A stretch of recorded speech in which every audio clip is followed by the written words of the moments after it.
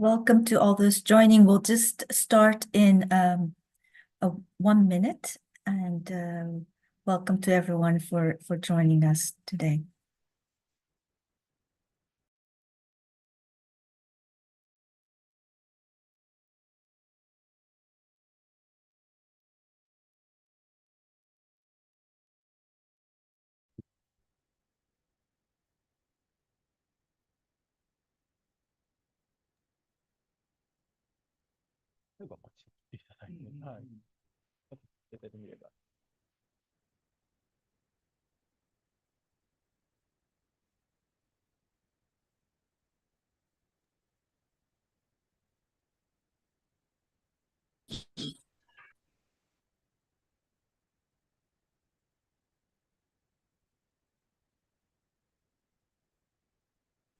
Welcome to the pre-launch event of the United Nations Disability and Development Report 2024. I'm Masumi Ono from the Department of Economic and Social Affairs, United Nations. We have an exciting week ahead. Tomorrow, the official opening of the Conference of State Parties to the Convention of the Rights of Persons with Disabilities will take place. So on this occasion, we wanted to give you a sneak preview of the Disability and Development Report. Before getting into our panel discussion, I would like to warmly welcome His Excellency Ambassador Katanga, Permanent Representative of Tanzania to the United Nations, His Excellency Ambassador Yamanaka, Deputy Permanent Representative of Japan to the United Nations, and Her Excellency Ambassador Laura Santos, Deputy Permanent Representative of the Philippines to the United Nations. We are very grateful that you can join us this morning despite your busy schedule. Thank you. Now it is my pleasure to give the floor for opening remarks from our director, Mr. John Wilmoth. John, you have the floor. Thank you, Masumi. Do you hear me?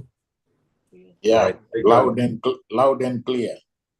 Thank you, Your Excellency Ambassador Katanga, Your Yes. Excellency Ambassador Laura Santos, Your Excellency Ambassador Yamanaka, distinguished delegates, ladies and gentlemen. It's my pleasure to welcome all of you to this event, co-sponsored by the governments of Japan, the Philippines, and Tanzania, and to pre-launch the United Nations Disability and Development Report 2024, accelerating the realization of the Sustainable Development Goals by, for, and with persons with disabilities. This is the second publication on disability and the SDGs released by the UN Department of Economic and Social Affairs. Almost 6 years have passed since the release of the first Disability and Development Report in 2018. And this provides a good period of time to reflect on the progress made in the last 6 years and on the road ahead. The Disability and Development Report 2024 grew out of a request by the General Assembly for an update of the 2018 report, recognizing that high-quality, timely, accessible, reliable, and disaggregated data are critical for measuring progress and ensuring that no one is left behind. The 2024 report provides an updated overview of progress towards the SDGs, especially among persons with disabilities, and on the implementation of the Convention on the Rights of Persons with Disabilities. The report presents the latest thinking on best practices and the latest information on policy trends in the area of disability.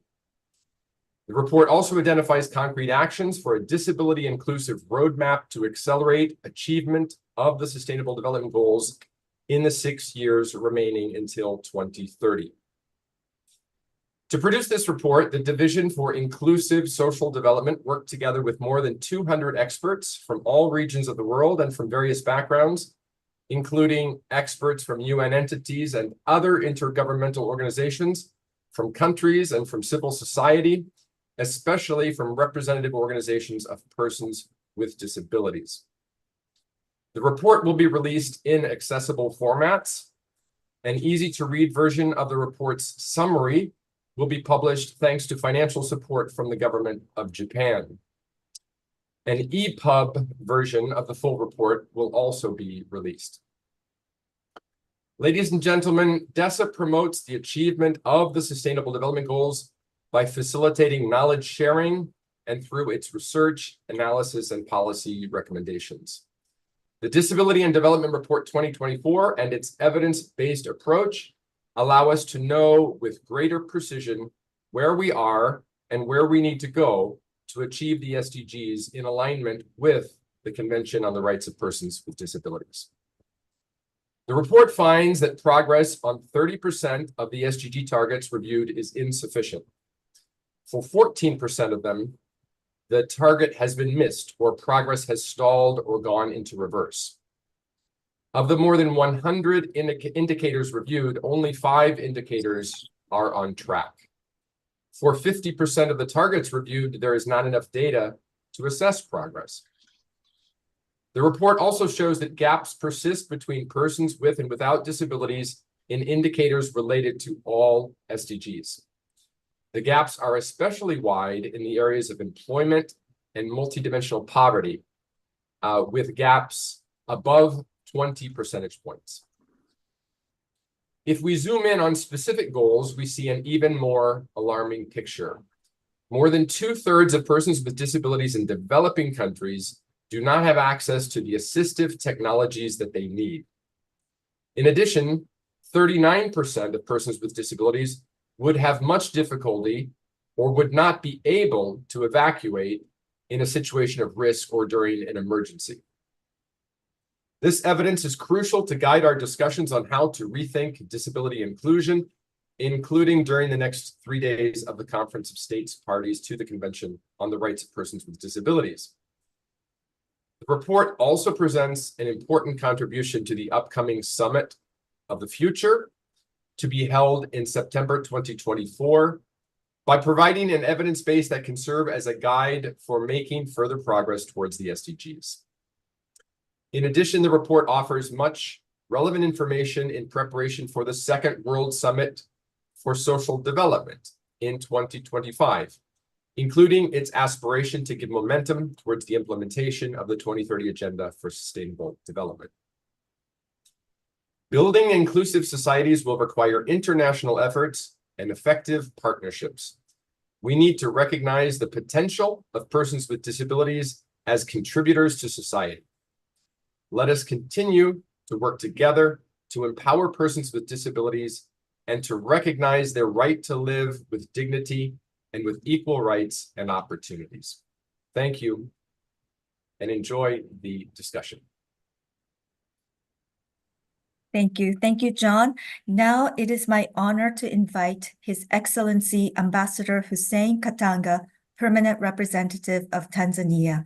I would like to thank Tanzania and the Philippines for playing a major role in making the Disability and Development Report a reality, as they co-facilitated the resolutions that asked for this flagship in 2018 and 2024, and for their political commitment in the negotiations to ensure that there would finally be a global report that monitors and contributes to the implementation of the SDGs for, with, and by persons with disabilities. Your Excellency, Ambassador Katanga, you have the floor. I really thank you, facilitator, for this rare occasion for me. Excellency Ambassador Osamu Yamanaka, Deputy Permanent Representative of Permanent Mission of Japan to the United Nations. Excellency Ambassador Laura Santos, Deputy Permanent Representative of the Permanent Mission of the Republic of the Philippines to the United Nations. Mr. John Wilmoth, Director of the Division for Inclusive Social Development, UN Department of Economic and Social Affairs. Excellencies, distinguished delegates, ladies and gentlemen. A very good morning to you all. I think all you are here in New York. It is my great privilege and honor to speak before you in this important event. At the outset, allow me to thank God for granting us good health and opportunity to be here today to witness the pre-launch event, United Nations Disability and Development Report 2024, Inclusive Development for and with persons with disabilities. As we gather here today, we're reminded of the pressing importance of addressing the complex interplay between population dynamics and sustainable development while we seek to comprehend the socioeconomic realities faced by persons with a disability worldwide, highlighting the challenges encountered in their daily lives. Again, I would like to express my sincere gratitude and appreciation to the United Nations Development of Economic and Social Affairs, UNDESA, for the preparation of this report, and the event to you all for finding time to attend this important side event. Indeed, this report is an outcome of the resolution that Tanzania and the Philippines ably facilitate biennial. Dear participants, this gathering underscores the imperative of inclusive development, and there is perhaps no better measure for our commitment to inclusivity than how we address the needs and rights of the person with the disabilities.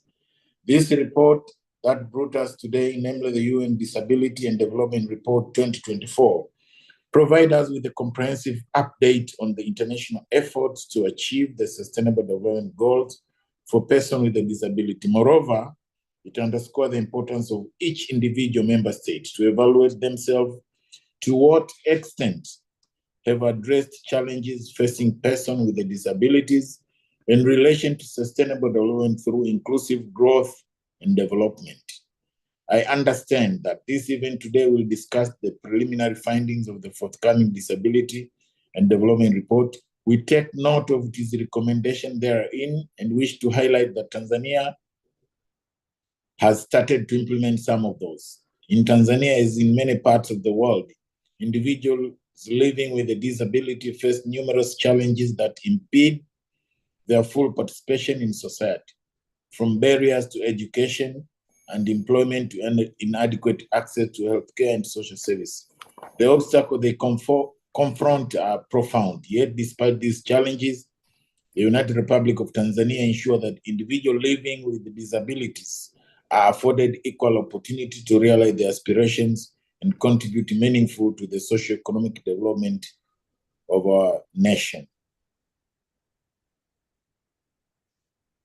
Excellencies, United Republic of Tanzania has mainstreamed disability at the core of the country 5-year development plan 3, 2021-22, 25-26 financial year development plan 3, aimed at making development inclusive to persons with a disability. Moreover, to address issue disability and development, we have made consideration into various policies and plans to ensure inclusivity across different sectors, establishment of coordination framework at national, subnational, and council level demonstrate a commitment to effective implementation.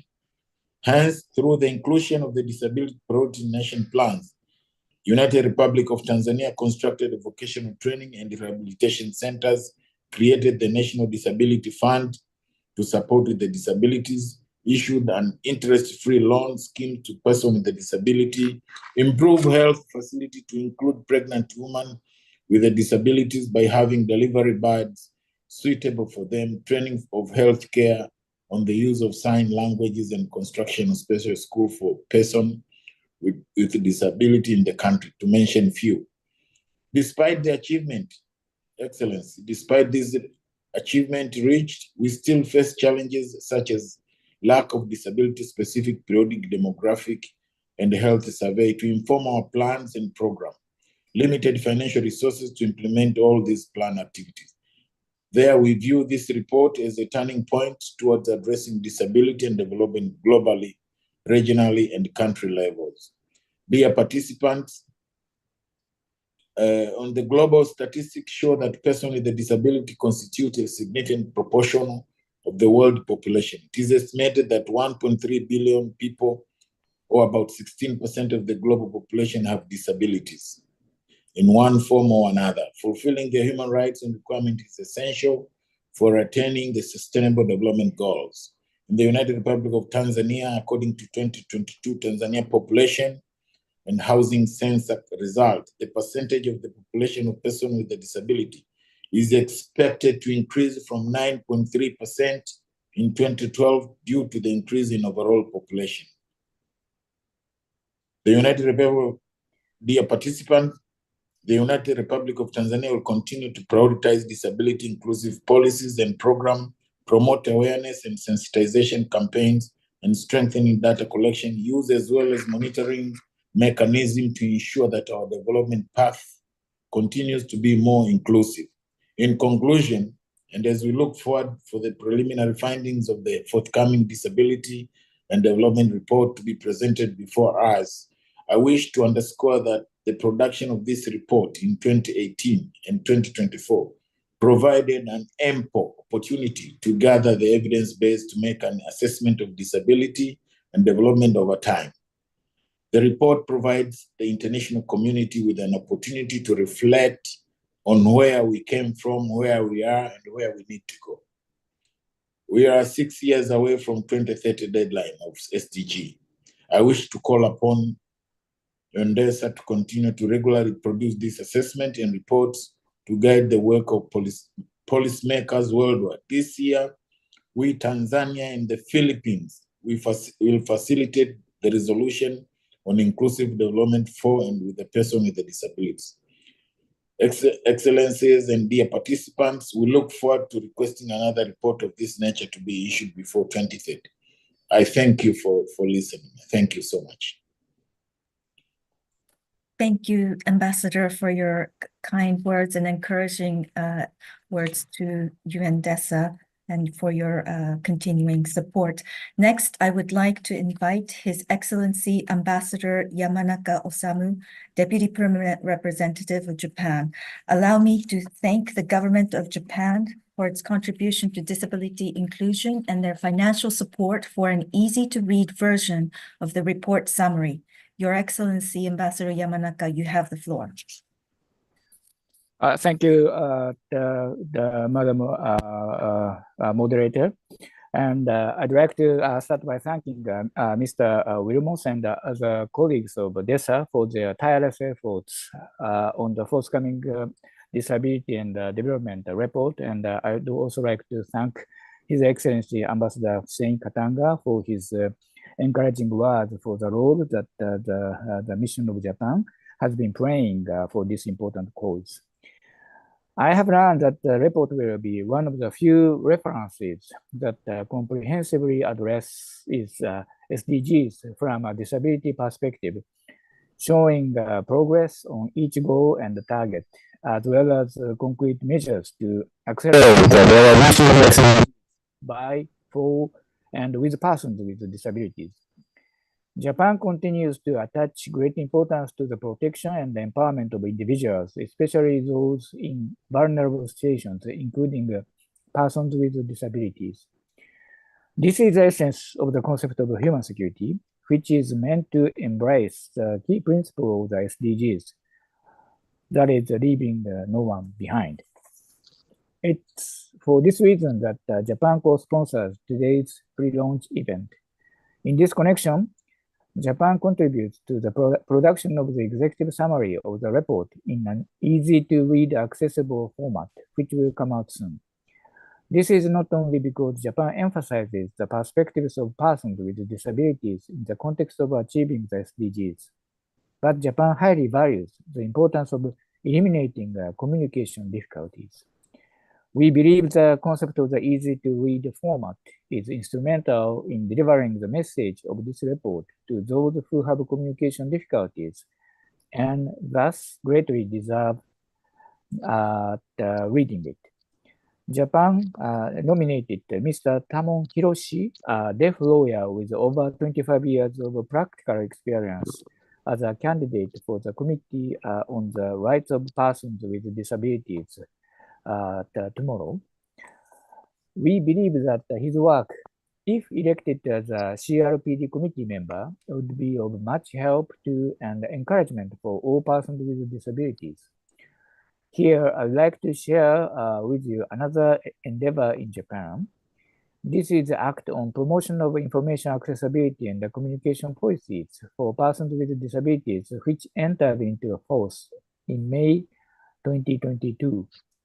This is the first law focusing on information accessibility and communication for persons with disabilities in Japan, which clearly states that the national and the local governments have a responsibility to develop and implement comprehensive measures for the acquisition and the use of information and communication by persons with disabilities. Japan continues its efforts to further advance various measures, beginning with improving accessibility to information for people with disabilities and enhancing the means of communication, and remains committed to working with DESA for this important cause. I thank you for your attention. Thank you, Ambassador, and thank you to the government of Japan once again for your support in our efforts to increase accessibility in the UN's work. I now invite Her Excellency Ambassador Leila Laura Santos, Deputy Permanent Representative of the Philippines. Thank you for your long-standing, unwavering support. Your Excellency Ambassador Laura Santos, you have the floor. Thank you very much. I hope I can be heard. Okay, first and foremost, good morning, colleagues.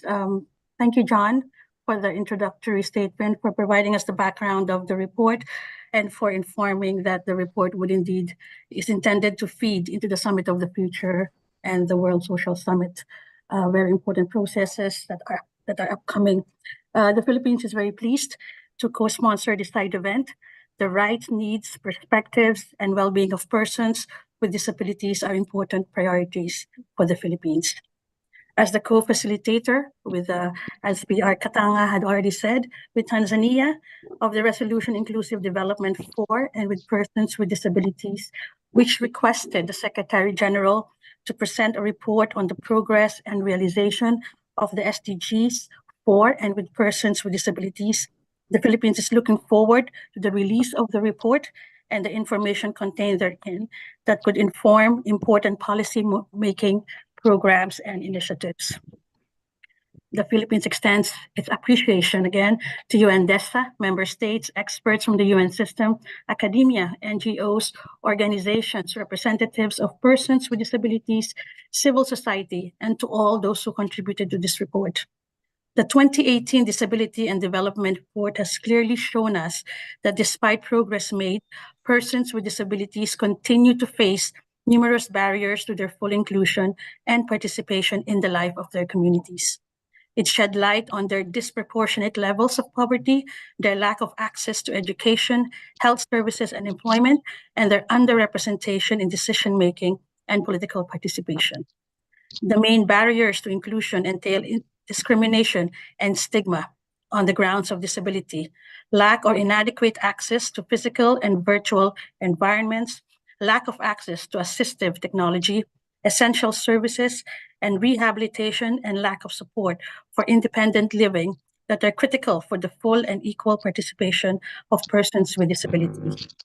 The 2024 report is an important follow-up to the 2018 Disability and Development Report, as it provides crucial information on progress towards disability-inclusive development. In the 2030 Agenda, we all committed to leave no one behind. The agenda recognizes disability as a cross-cutting issue in the implementation of all the goals. It includes 7 targets, 11 indicators, making reference to persons with disabilities, including on education, employment, transportation, public and green spaces, empowerment, and international cooperation and capacity building for data disaggregation.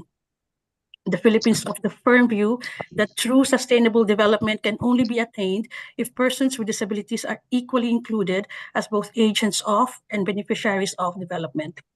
The country's development plans consistently aims to achieve a progressive, healthy, and secure life for every Filipino, especially for persons in situations of vulnerability, including persons with disabilities.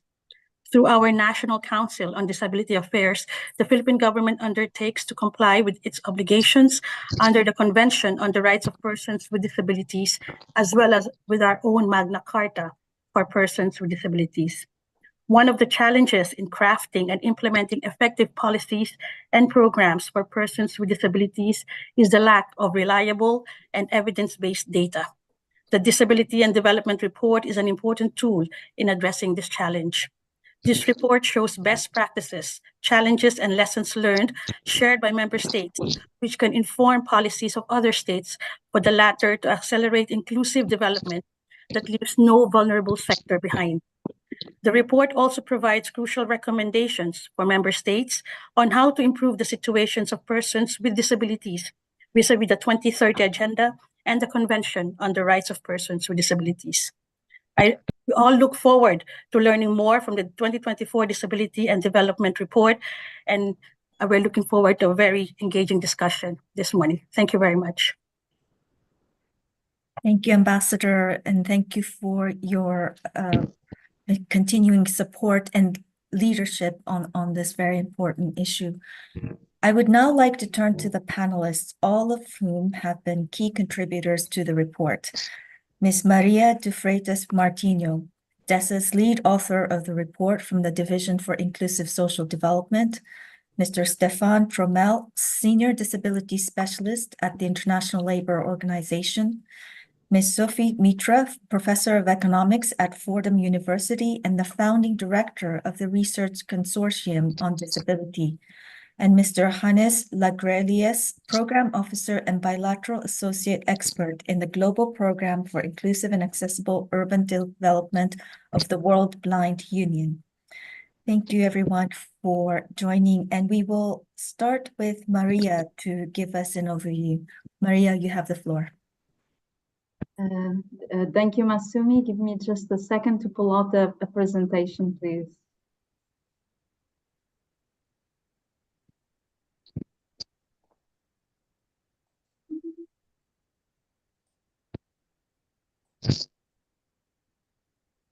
Just checking, can you all see the presentation? Yes. Okay, perfect. Thank you for confirming. Your Excellency Ambassador Katanga, Your Excellency Ambassador Laura Santos, Your Excellency Ambassador Yamanaka, distinguished delegates and colleagues, good morning, good afternoon, good evening. I see some of you from different continents and time zones in this call. Thank you so much for joining this event. I will present an overview of the findings of the UN Disability and Development Report. So this report was requested, as John explained, by the General Assembly, and the focus of this report is on assessment of progress towards the implementation of the Convention on the Rights of Persons with Disabilities and the Sustainable Development Goals. And the 2024 report is an update of the Disability and Development Report 2018. This report is produced by the UN Department of Economic and Social Affairs, but is really a result of a collective effort of more than 200 experts worldwide. 62% of these experts come from United Nations and other intergovernmental organizations, then 13% from non-governmental organizations, especially organizations of persons with disabilities, and the remaining 25% from other backgrounds, such as national agencies, research institutes, etc. The report has made a global analysis based on data, legislation, and policies from over 100 countries to understand the socioeconomic circumstances of persons with disabilities, the barriers they face in their daily lives, the impact of the COVID-19 crisis, and the progress made so far for each Sustainable Development Goal. So for this, the report analyzed 118 indicators related to 63 Sustainable Development Goal targets. Some of these indicators are SDG indicators, some are proxy SDG indicators. When the SDG indicator was not available, we analyzed another one that could give us some information about what's happening. We also analyze indicators that can contextualize the SDGs for persons with disabilities. So, for example, information on accessibility of workplaces, of courtrooms and police stations. Also, to what extent assistive technology is missing in daily activities of persons with disabilities, like work, education, participating in community activities.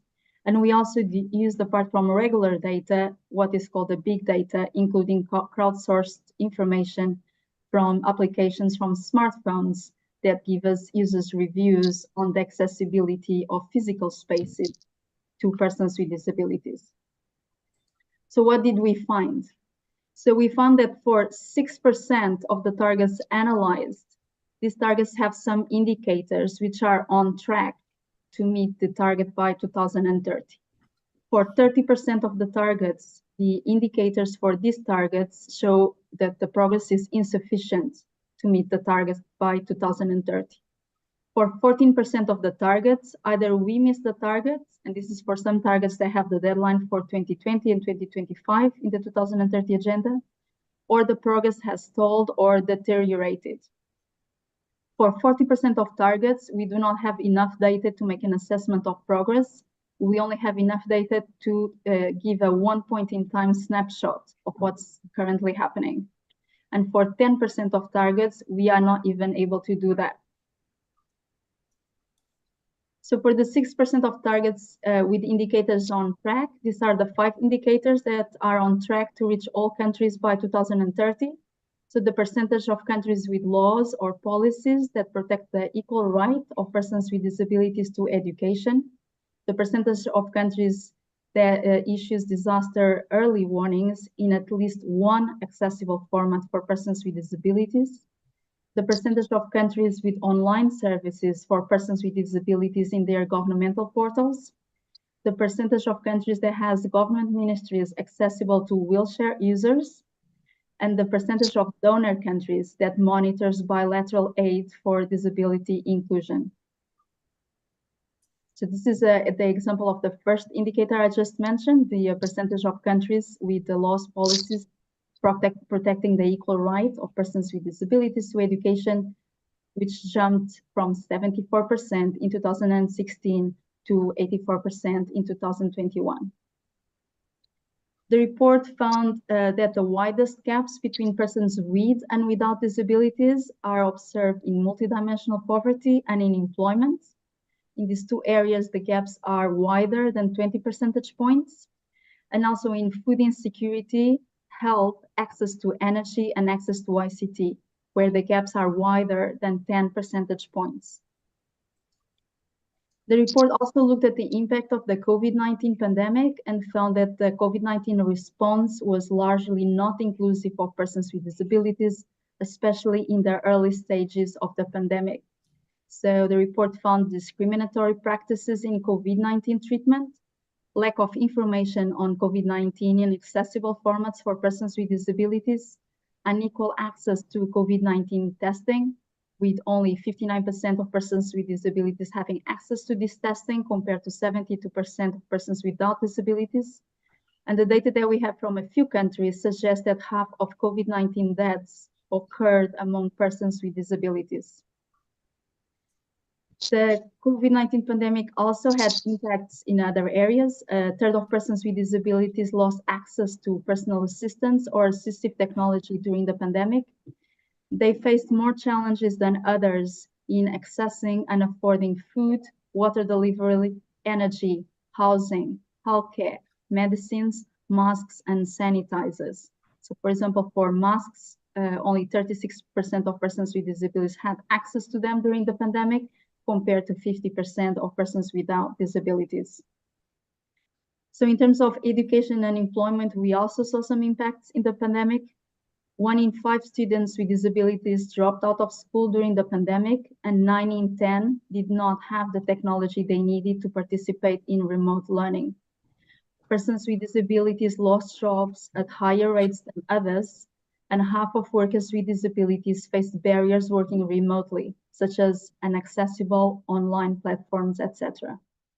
Persons with disabilities also faced a higher risk of violence due to the isolation created by the lockdowns, and the data points to a quarter of persons with disabilities experiencing violence at home during the pandemic, and half of women with disabilities indicating that they did not feel safe at home during the pandemic.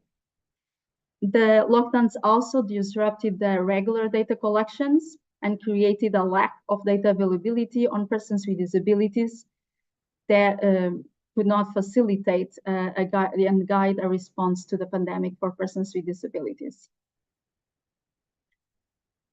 To respond to these challenges, some countries took several measures. So many countries actually prioritized persons with disabilities in COVID-19 vaccination campaigns. And this was a positive measure in response to the higher risk that persons with disabilities had of mortality due to COVID. However, in other areas, the response was a little lower. So only half of households with students with disabilities received financial support them in remote learning, either in terms of personal support or in technology. Less than half of the countries included targeted provisions for persons with disabilities in their COVID-19 social protection measures, and only 10% of countries conducted rapid emergency data collections on persons with disabilities during the pandemic. So the world has been recovering slowly, but consistently from these setbacks. So where are we now? So for goal 1 on no poverty, we looked at social protection, and we found that 35% of persons with disabilities receive cash benefits, a notable improvement from 2017, when 27% of persons with disabilities received these cash benefits. We also found that 70% of countries already provide universal disability benefits, up from 15% in 2017. So on hunger, the data suggests that in developing countries, 55% of persons with disabilities experience food insecurity. And in situations of food emergencies, where people may need food banks, not all of these food banks are accessible for persons with disabilities. So for example, 61% of food banks worldwide are accessible for wheelchair users, an upgrade from 2018, when only 53% of them were accessible for wheelchair users. In terms of health, persons with disabilities are 7 times more likely to not have access to health when they need it. And more than half of persons with disabilities cannot get health care because they cannot afford the cost. On education, 11% of children with disabilities of primary school age remain out of school. There has been some progress in making physical school environments more accessible for students with disabilities. Currently, 38% of countries have schools with accessible school environments, up from 18% in 2016. We also look at violence against women with disabilities. 8% of women with disabilities say they experienced sexual violence in the last 12 months. The services to respond to these victims are not always there. So the law requires services for victims to be accessible for women with disabilities in only 9% of countries. We also look at clean water, access to clean water and sanitation. We look at this at home as well as in institutional settings, such as school, health facilities, etc. So for a third of persons with disabilities, the toilets at their own homes are not accessible to them. And in schools, only 26% of schools have accessible toilets for persons with disabilities. We also looked at access to affordable and clean energy. And in the past years, there has been noticeable progress on access to electricity worldwide in many countries to the overall population. And persons with disabilities have also benefited from this expansion of access to electricity. But in the report, we also looked at persons with disabilities who need to use electricity to run assistive technology and what happens during a power cut. And so we found that 39% of countries have mechanisms to support persons with disabilities using this technology during a power cut. And 2/3 of these countries design these mechanisms in consultation with persons with disabilities. So we looked at decent work, and as I mentioned before, is where we see one of the widest gaps between persons with and without disabilities, reaching nearly 30%. And this gap is very similar to what we found in 2018. On the positive side, 79% of countries do have laws at this point to protect persons with disabilities against discrimination in job hiring, but these protections are not always enforced. On access to information and communication technology and the internet, 79% of countries have regulations or some form of regulations on accessibility of ICT for persons with disabilities. But there's still a considerable gap in internet use, with 11 percentage point gap between persons with and without disabilities in internet use. In terms of inclusion, 43% of persons with disabilities, 43% of persons with disabilities face barriers in participating in community activities. Sometimes the lack of services in their own communities pushes persons with disabilities to be put in institutions or special homes. This is in contravention to the Convention on the Rights of Persons with Disabilities, but unfortunately, still 8% of persons with disabilities indicates that they have at some point in their lives lived in an institution or a special home. We also looked at Goal 11 and how accessible are cities and communities for persons with disabilities. 33% of persons with disabilities indicate that their own home is not accessible for them, and 43% indicate that transportation is not accessible for them.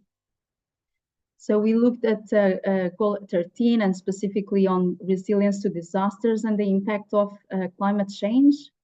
Currently, 39% of persons with disabilities have difficulty or cannot evacuate during a disaster or emergency, a rate that has remained unchanged since 2013. And only 27% of countries release early warnings in easy-to-understand format. We also look at target 16.2 on violence against children with disabilities, which point to an alarming situation. A third of children with disabilities indicates that they have suffered from violence. They are twice as likely to suffer from violence as children without disabilities. The most common form of violence is in-person bullying from their peers. And several children with disabilities also suffer sexual violence. Children with psychological disabilities are the ones most likely to suffer from this type of violence, with 18% of them indicating that they have suffered sexual violence. We also looked at effective institutions and inclusive decision-making. More than 10% of persons with disabilities indicate that they face discrimination in public services. The involvement of persons with disabilities in decision-making has reached a lot of areas, and that's definitely has been a positive development in the latest years. For example, currently 14% of persons with disabilities participate in decision-making on disaster risk reduction and response. We also look at international cooperation and aid by developed countries for disability inclusion. This aid has surpassed $15 billion in 2021 and corresponds to 17% of all bilateral aids. The sectors that receive most of this disability inclusive aid are health and transport. Only 0.1% of this aid goes to assistive technology. So we also looked at assistive technology itself. In developing countries, more than 2/3 of persons with disabilities in need of assistive technology lack access. We also found that 80% of innovations in assistive technology are created in 3 countries. And so technology transfer can boost access to these innovations worldwide. And finally, we also look at statistics of availability. We saw that an increasing number of countries collects data on disability. Actually, we are at the highest level of availability of data on disability since the adoption of the convention in 2006. So this has been a very positive development. An increasing number of countries also uses internationally comparable methods to collect disability data, such as the Washington Group questions, the Model Disability Survey, the Child Functioning Model, etc. So I have here in this slide a zoom in on the use of the Washington Group questions. So 56% of countries use these questions in their last census. And then we also zoomed in on what's happening in small island developing states and least developing countries. 83% of some small island developing states have used these questions in their last census.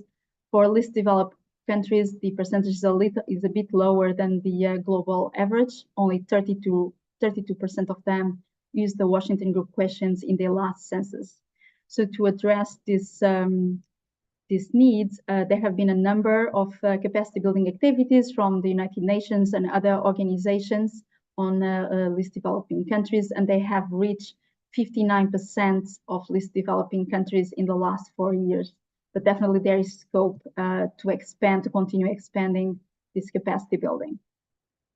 So to finalize, the world has been steadily reversing the setbacks caused by the COVID-19 crisis.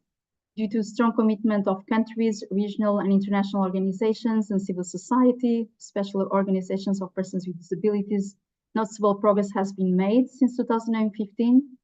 But in the current trajectory, the world will not achieve the SDGs for persons with disabilities by 2030.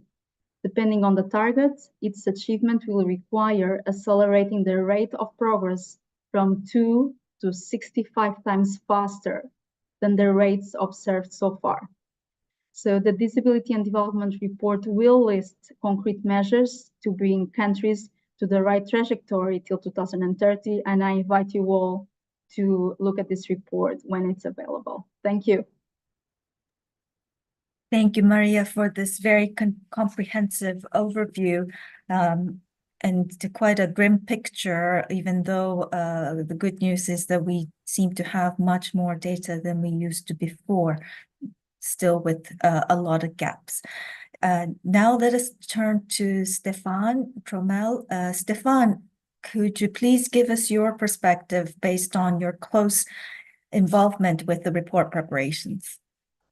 Yes, thank you, Masumi. Well, thanks a lot, Maria, for the very clear presentation you've made, and my congratulations to the team, because I think this report, much more than the one from 2018, will really give us an amazing amount of information to inform our policy work. As you said, Masumi, the picture is grim, but I think it's important to have the picture. In the past, very often we were talking based on anecdotal evidence. We now have very strong evidence, not in all targets, but still in a number of them. And I think that is a huge step forward. So congratulations on that.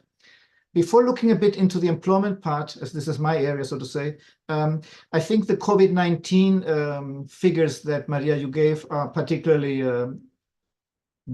important to remember, because I think there's a risk that we forget. I think we're quickly forgetting COVID-19. We know that now in the context of WHO pandemic treaty is being negotiated. It has been delayed a bit more.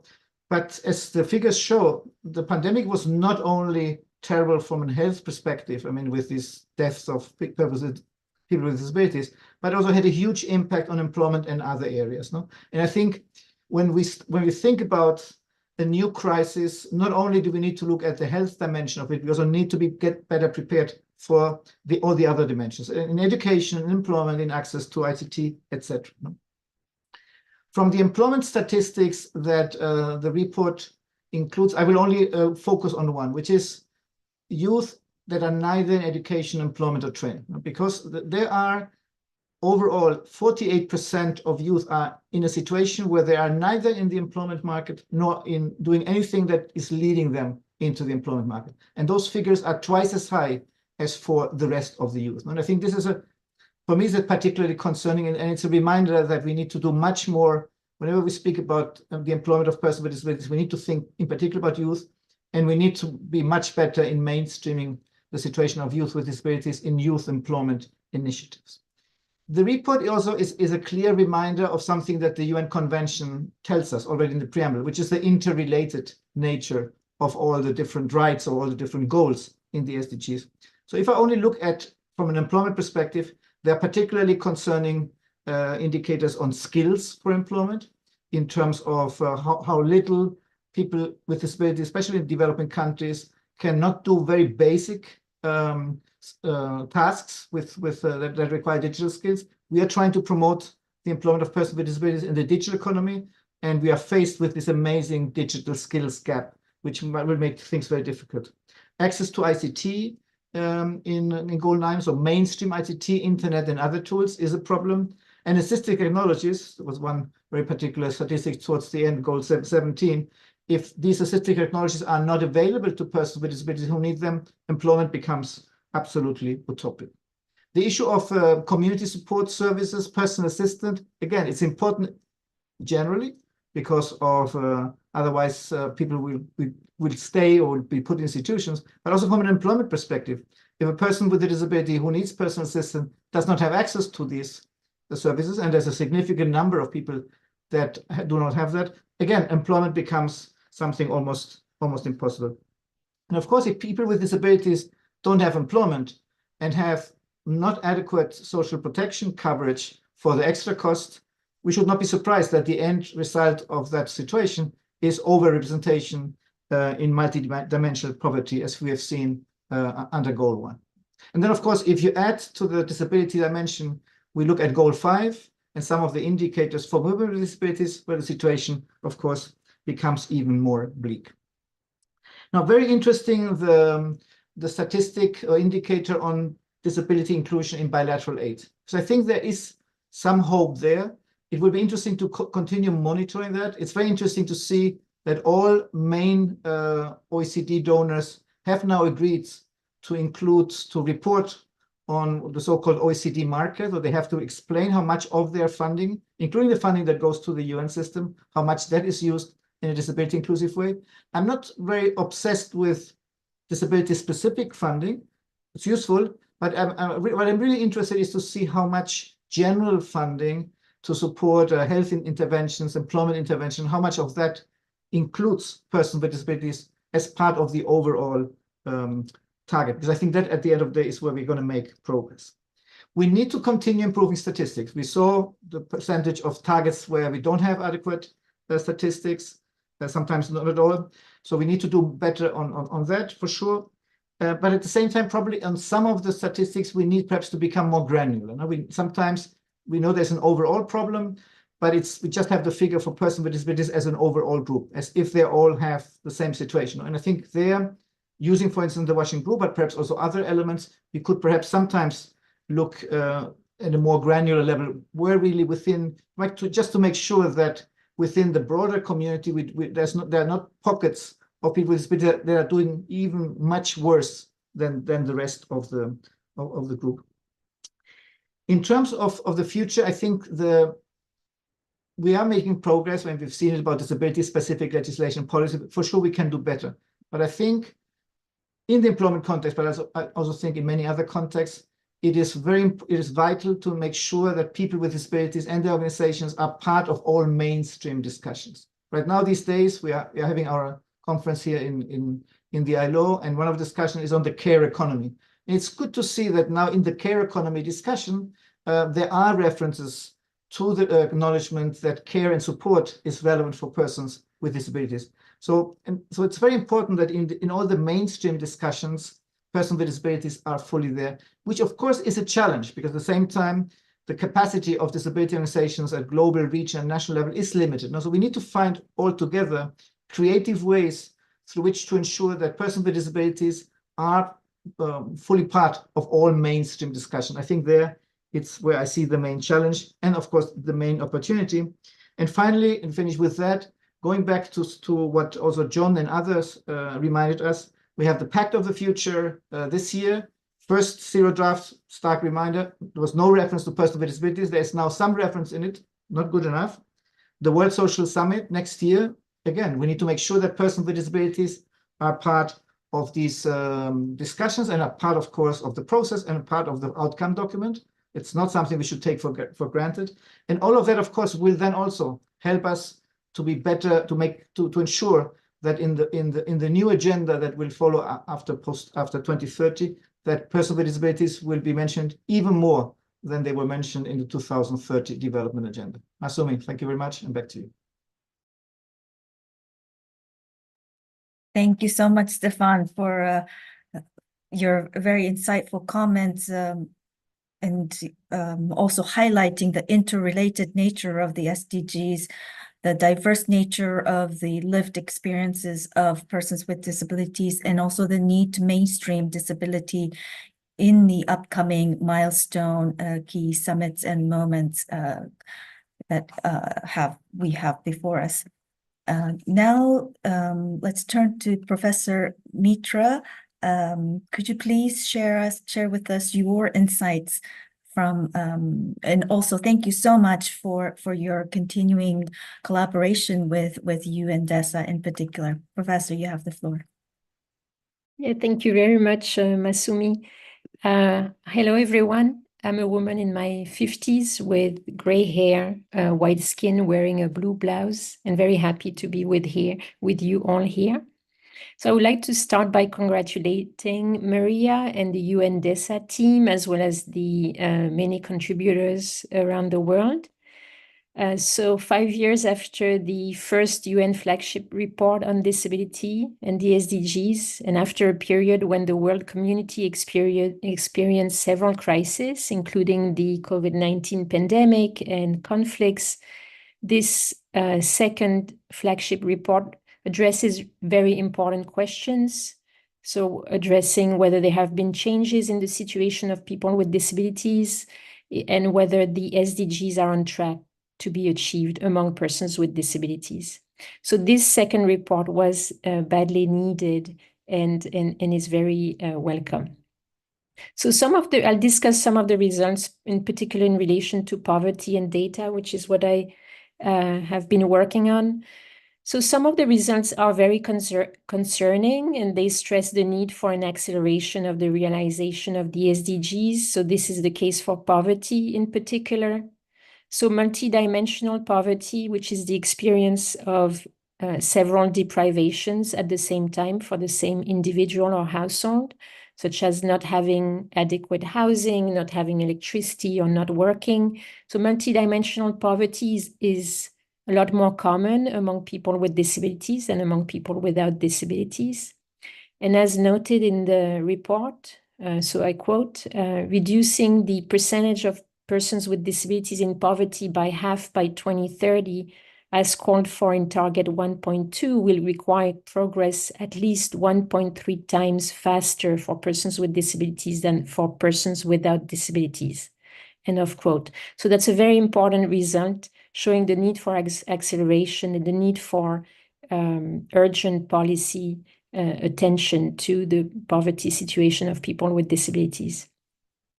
I'd like to note that the results presented in the report, yes, indeed, they, as Stefan mentioned, they could be more granular. I mean, there's only so much you can include in a report, but one way of being more granular is to also consider disability types, geography, but also this disability severity.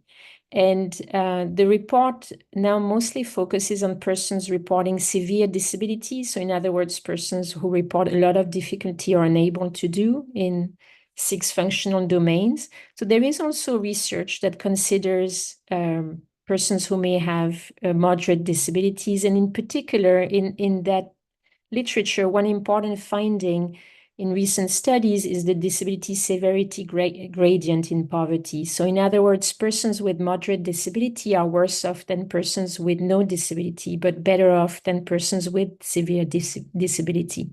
So the group of persons with moderate disability should therefore be considered in research and policy on poverty. I'd also like to stress the growing evidence in the past few years noted in the report on the extra costs of living with a disability, or when people, let's say, have extra transportation costs in accessible environments, or the growing research on unmet needs when people cannot afford to pay such additional costs. So when a lot of countries still experience inflation around the world, this is an area that should be closely monitored.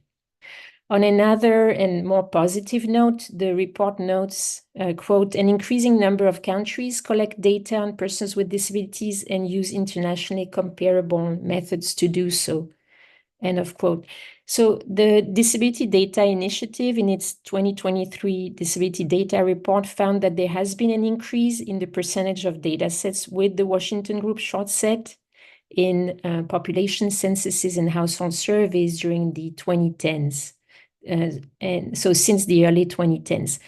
But during the pandemic, when many countries or international organizations adopted high-frequency phone surveys, often they were not disability questions, or when they were included, they didn't meet international standards to collect disability data. There is also a lot of heterogeneity in the collection of data based on the Washington Group short set across world regions. So some regions like Europe, Central Asia rarely have include the questions in their population censuses and population and household surveys, while it's increasingly the case to find the questions in other regions like sub-Saharan Africa, for instance. So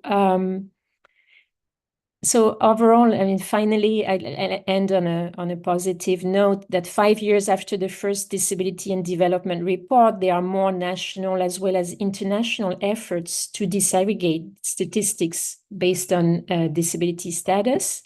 And there are several examples of international efforts, including the work of the ILO, UNICEF, the Disability Data Initiative, which is a group I'm a part of.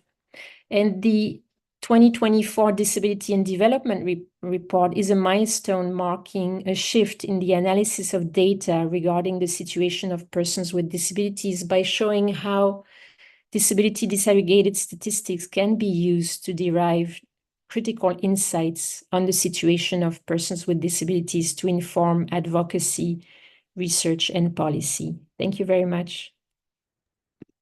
Thank you, Professor Mitra. Thank you for bringing our attention to the importance of looking at multidimensional poverty and also suggesting ways to have more granular, comparable, and disaggregated data that will feed into policy making and decision making. Now, let's turn to Mr. Lagrerias. Can you also please give us your views from working with us on this report? You have the floor.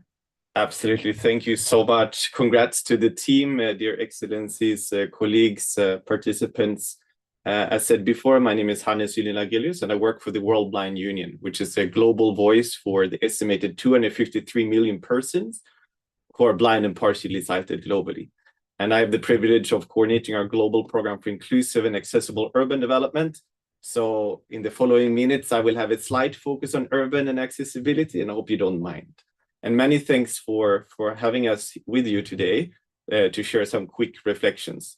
And we are also grateful of having had the opportunity to, during the course of developing the report, to have the opportunity to also provide some quick technical feedback for some chapters.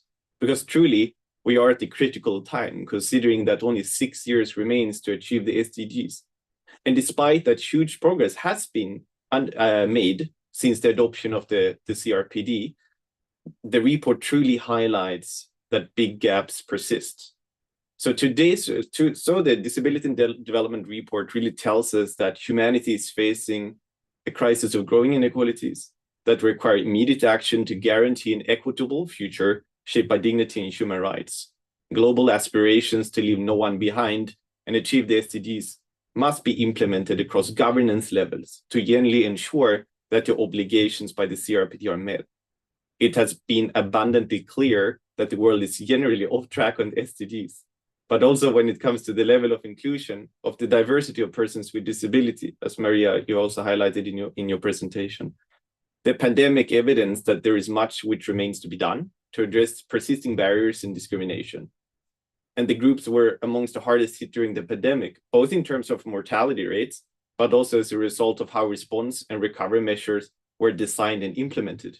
Barriers, as we know very well by now, were exacerbated due to persisting issues of inadequate and unequal access to transportation, to services, to public spaces, and information and communication technologies. While impacts of climate change, disasters, and pandemics threaten the lives of persons with disabilities and intersecting groups, including older persons' lives, homes, health, food security, access to water, sanitation, and livelihoods. And they are more likely to be left behind in emergency responses or even die during disasters and emergencies because of inaccessible environments. And truly, the Disability and Development Report represents a key milestone in terms of the amount of collected data, while also recognizing the persistent challenges of gathering data on persons with disabilities, their experiences, and the barriers they face on a daily basis, also in relation to many SDG targets and indicators. And there is only disability data for around, I think, half of the SDG indicators. However, this does not necessarily mean that there has been no action. but it could also mean that there is a lack of concerted efforts in translating policy to action and adequately also reporting it. And despite the data challenges, the report makes it crystal clear that accelerated actions are urgently needed in making physical and virtual environments accessible to persons with disabilities, for national governments to adopt and enforce anti-discrimination legislation, in expanding social protection, and in implementing measures to guarantee the safety and protection of persons with disabilities during disasters and emergencies, and also take measures to build the resilience before they occur. So what does it mean to us? Well, the report provides us with tons of information and really, really critical key references, which can truly inform the prioritization made by organizations of persons with disabilities and the disability community at large, and also underscore strategic partnerships with local and regional and national governments. The report captures evidence and trends many times not reported across system-wide SDG reports. It goes deeper into disability inclusion aspects naturally, whereas many global reports are only making considerations in passing or with very piecemeal approaches. The country-specific evidence featured in the report also, in my opinion, adds nicely to the existing voluntary national reviews. The report is indeed timely, considering the ongoing deliberations among the UN member states towards the outcomes of the Summit of the Future later this year. The current draft of the pact only has 2 disability-related references, which is, well, very far from enough to strongly address the rights of the more than 1.3 billion people with disabilities globally to be in line with the CRPD, to the commitment which will truly shape the global roadmap for the years to come. So many of the findings of the present report truly resonates with the learnings of the World Blind Union, and specifically our urban programming, where we have also observed a looming accessibility crisis across local levels. And this is not necessarily due to a lack of policies or frameworks, but due to lacking implementation and enforcement. Supporting local action through localization processes is absolutely critical. And SDG localization means to place local communities at the center of sustainable development and anchoring development action on the principles of partnership, inclusion, and effectiveness, in our opinion. It transforms the SDGs into reality at local level, aligning with national frameworks and community priorities. It involves collaboration and coordination amongst all stakeholders across all sectors and spheres of governance. And it's a two-way interaction between local, national, and global levels. And in the context of CRPD implementation, then localization emphasizes the critical role of local governments in promoting and protecting the rights of all persons with disabilities, not least considering that over 65% of SDG targets relate to their work and mandate. Being closer to local communities, local governments can better understand needs and priorities, leading development pathways, delivering public services, and catalyzing transformative change. Effective localization, moreover, involves co-designing inclusive and accessible policies, programs, and infrastructure, and ensure the active participation of all persons with disabilities in policymaking and decision-making processes. Something we learned from the presentation a few minutes ago still remains terribly low. Organizational persons with disabilities are truly key stakeholders in localization efforts of the global frameworks together with the CRPD, because they represent the disability community.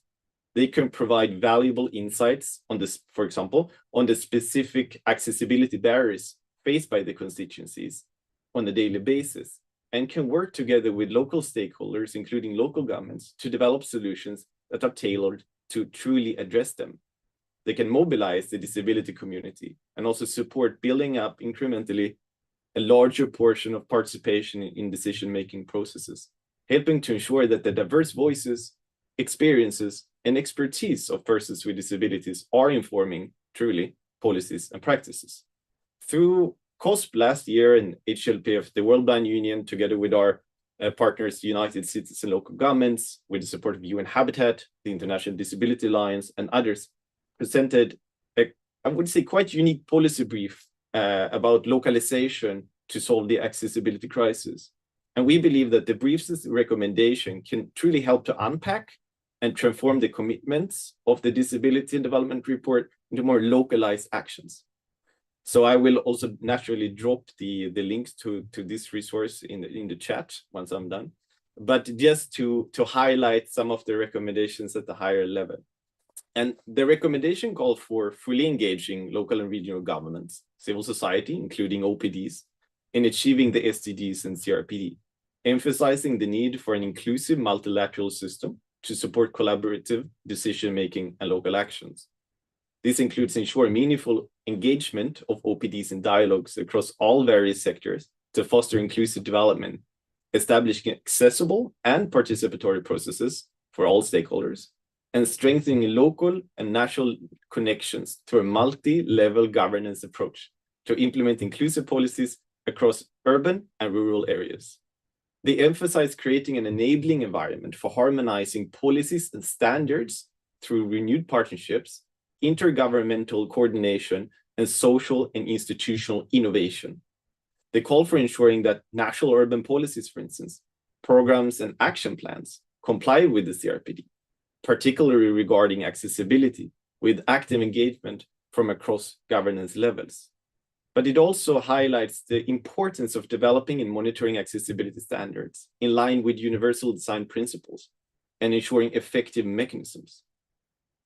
The conduct of voluntary national reviews and voluntary local reviews should be supported to more clearly than today address aspects relating to accessibility and participation to really ensure alignment with the CRPD. And lastly, the recommendations emphasize the importance of empowering local and regional governments with the necessary competencies and resources to ensure effective accessibility policymaking and implementation. They highlight the importance of generating disaggregated data, but also to conduct citywide assessments to address inclusion barriers and formulate inclusive urban policies. Capacity development, moreover, and initiatives to implement that should be promoted and resourced to support the authorities together with the organized constituency of persons with disabilities to truly foster inclusive governance and partnerships. It is key, moreover, and lastly, that disability inclusion is made explicit in donor agreements and not just something which is generally encouraged. I do have some similar reservations as Stefan you had when it comes to the OECD DAC marker and disability, because it rarely gives us the full picture.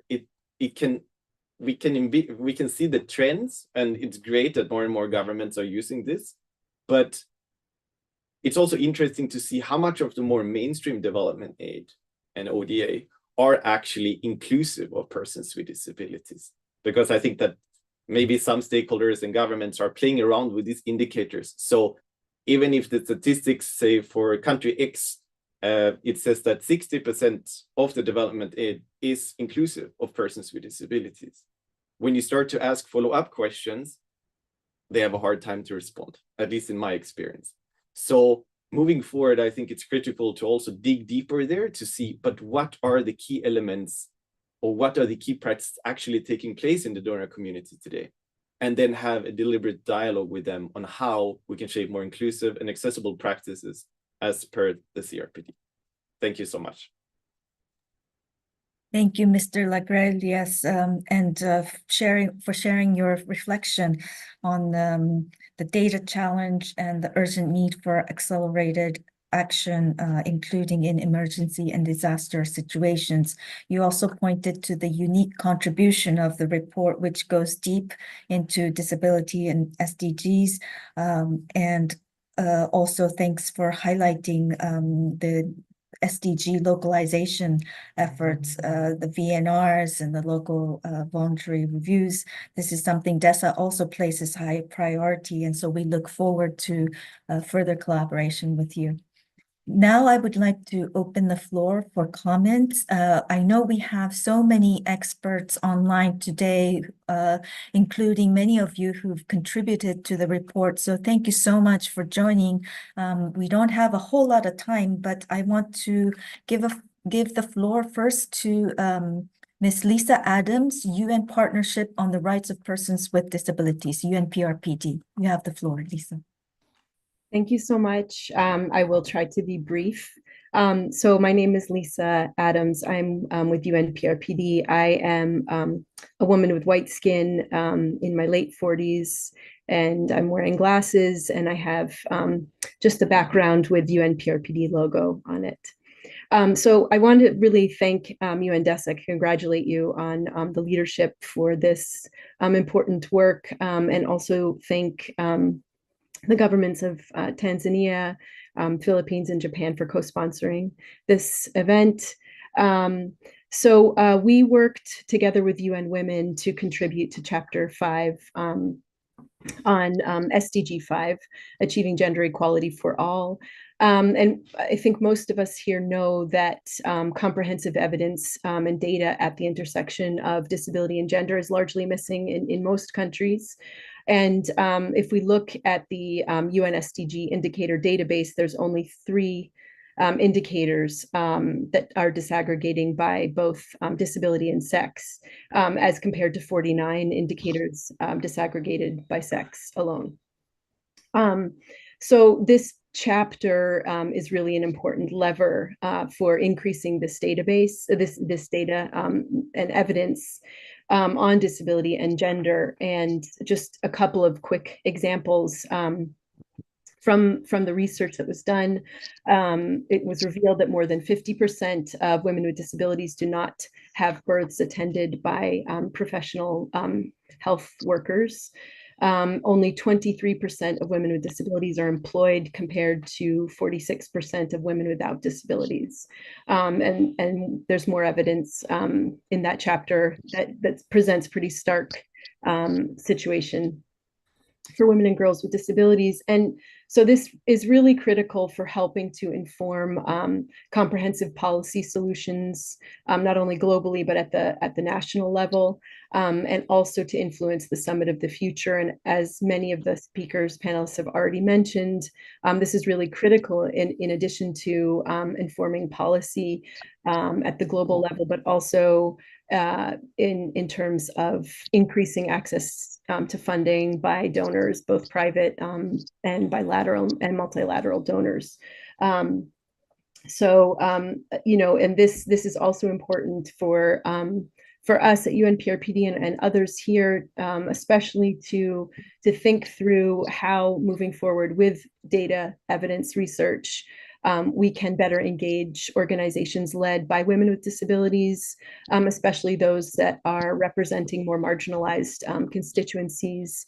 And again, the importance of having an intersectional approach to our research, so we're not looking just at 1 or 2 factors, but multiple factors. So thank you again for this opportunity and for the great work. Thank you so much, Lisa, and thank you for highlighting that very important dimension on gender and also the intersectionality with persons with disabilities. I think we might have to just have one more comment, and I will give the floor now to Sasha Kozanek from the University of Liverpool. Sasha, you have the floor. Thank you very much, Masumi. I'm Sasha Kozanek. I'm from University of Liverpool, John Moores.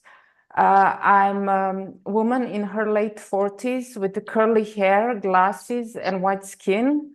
First of all, congratulations on this amazing report and very needed report. Thank you, Maria, for asking me to be a reviewer on some chapters, as in particular on climate change, Sustainable Development Goal 13. And I would like to draw attention to this SDG because this is my area of research, climate change. We need to, first of all, to distinguish between natural disasters and climate change disasters, extreme events, because climate change extreme events are going to be more intense and more frequent in the future. And we also need to pay attention to 3 phases of these extreme events, such as before disaster. Here, we need to make sure that we have very accessible information for people with different types of disabilities. Then during disaster, important is evacuation. So we need to understand how to evacuate different types of disabilities, people with different types of disabilities, but we also need to pay attention to shelters, not only from the perspective of different disabilities, but also from the perspective of intersectionality, such as gender or religion.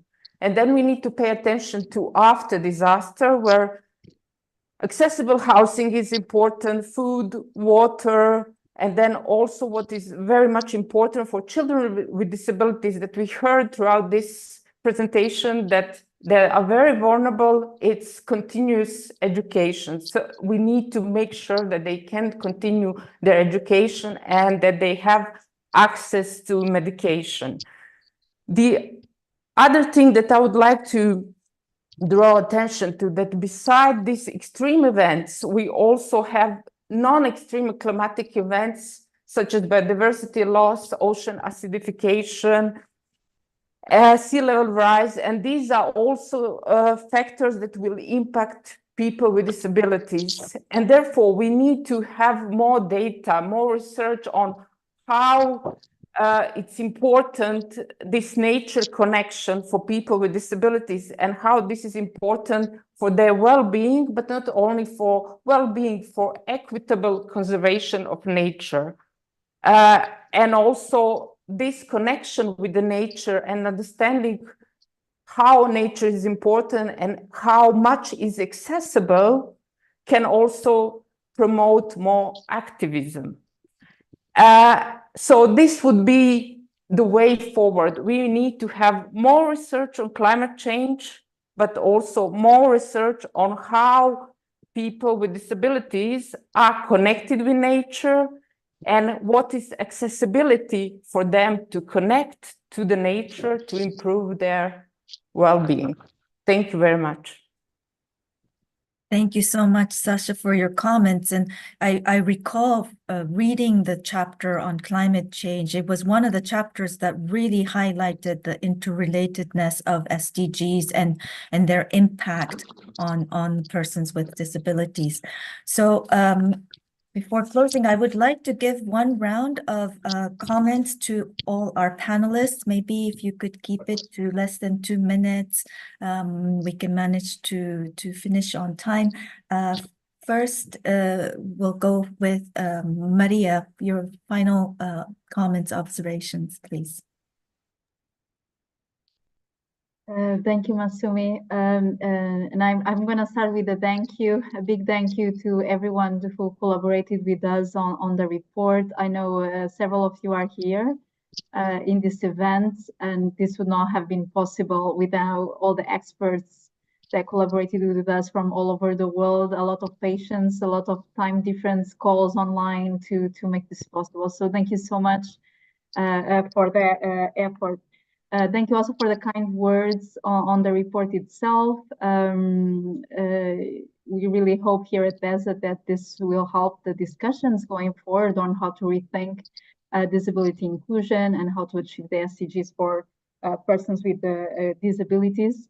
I mean, all the panelists made fantastic interventions, as well as Sasha and Lisa, and thank you so much for this additional inputs in your chapters.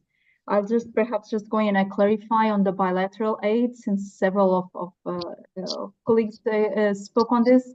The 17% of bilateral aid that is for disability inclusion includes both targeted aid just for disability inclusion, but it also includes aid that goes to somewhere else but has a disability inclusion component. So it's not just the mainstreamed one, it's all activities that have somehow a disability component. If we would focus only on bilateral aid for specifically for disability inclusion, where disability inclusion is the main objective of the activity, then it's much lower. It's 3% of that 17% that is focused on disability inclusion. So the remainder, 97%, is aid that goes to different sectors, but that has a disability component in it. So just to clarify this, And thank you so much again to all of you, and also to the colleagues who put some comments in the chat, highlighting country initiatives worldwide, as well as additional research that can help the international community move forward on this topic. Thank you. Thank you, Maria. And now, Stefan, please. Yes, thank you. Now, thank you, Maria, for clarifying the issue about bilateral aid. It's also it's the experience of the ILO. No? I mean, as I said, we're not expecting. I mean, we're always welcoming funding that we can use specifically for disability, but we are much more excited to make sure that all the funding that comes to the ILO considers persons with disabilities. And I agree with Hannes. Sometimes it's a bit of a self-rating. You say, no, this initiative is disability inclusive, but then when you dig a bit, then I think we need to be more demanding in terms of what is acceptable as that. But it's a beginning of a process, no? And I think it's important. In the past, I mean, I've been in this area for too many years, probably. In the past, sometimes we could not act, or there was a little policy action because we could not show the gap. No, we said, no, you don't have data, so now you have to prove me that people with disabilities are doing worse in whatever area. No? Now we have the data, but again, the data are there to make us work, to make us action. No? It's not data for the sake of data. These are data that show us that there is a gap and that we need to increase action. And I think that is a bit my call to all of us, including the ambassadors that are on the call, because you will play a key role also in ensuring that in these high-level initiatives that are currently unfolding, and some are also unfolding here within the ILO, it's still always my concern that these high-level initiatives do not pay enough attention to persons with disabilities. No? And I think this is what we all together need to ensure. Thank you very much. Thank you, Stefan. And I think we will have more opportunities to continue this very interesting and great discussions that we're having here today. Professor Mitra, you have the floor, please. Yeah, thank you very much. Well, I appreciated the discussion around localization by Hannes, as well as a comment that was made on intersectional groups and the need to document the situation of groups that might be so at the intersection of several marginalized identities, and the need for more data and policy action in this area. So maybe as a response to that, I would like to stress the importance of collecting and analyzing census data to produce local statistics, so statistics at the subnational level, and with some census data sets, it can be as local as a municipality. So census data can be useful for localized statistics, as well as to document the situation of intersectional groups. And I think some countries have already started producing statistics to that effect. And with my colleagues at the Disability Data Initiative, we've also produced some subnational estimates and some estimates for some intersectional groups, but there is a lot more that can be done with census data. And more countries are including the Washington Group short set in the census, in their censuses.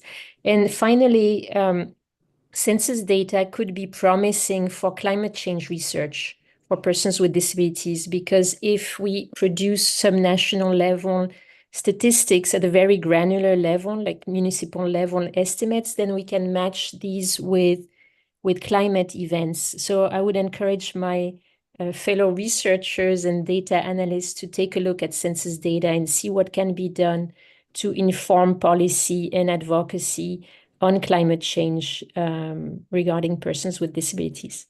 Thank you. Thank you. And Hannes, now you have the final word. The final word, no pressure.